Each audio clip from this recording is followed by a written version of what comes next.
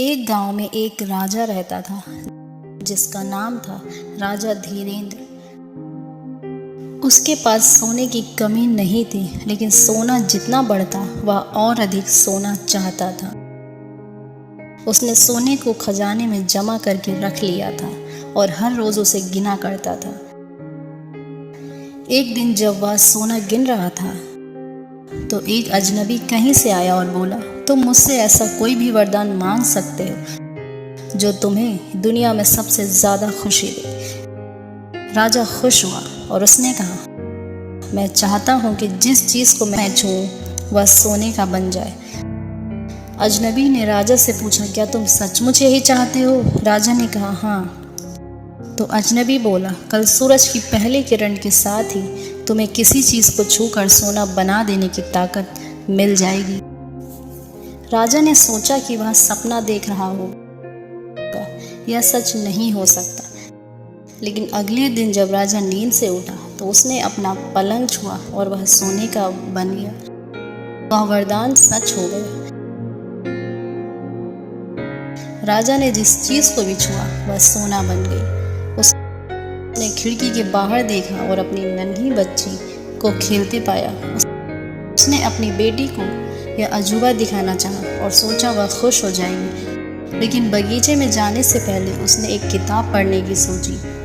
उसने जैसे ही उसे छुआ वह सोने की बन गई। वह किताब को पढ़ ना सका। फिर वह नाश्ता करने बैठा। जैसे ही उसने फलों और पानी के गिलास को छुआ कोई भी सोने की बन गए। उसकी भूख बढ़ने लगी और वह खुद से बोला, मैं सोने को खा और पी नहीं सकता। ठीक उसी समय उसकी बेटी दौड़ती हुई वहां आई और उसने उसे बाहों में भर लिया। वह सोने की मूर्ति बन गई। अब राजा के चेहरे से खुशी गायब हो गई। राजा सिर पकड़कर रोने लगा। वरदान देने वाला अजनबी फिर आया और उसने राजा से पूछा कि क्या वह हर चीज को सोना बना देने की अपनी ताकत से खुश है। राजा ने बताया कि वह दुनिया का सबसे दुखी इंसान है। राजा ने उसे सारी बात बताई। अजनबी ने पूछा, अब तुम क्या पसंद करोगे, अपना भोजन और प्यारी बेटी की सोने की मूर्ति? राजा ने गिड़गिड़ाकर माफी मांगी और कहा, मैं अपना सारा सोना छोड़ दूंगा। मेहरबानी करके मेरी बेटी मुझे लौटा दो, क्योंकि उसके बिना मेरी हर चीज मूल्यहीन हो गई।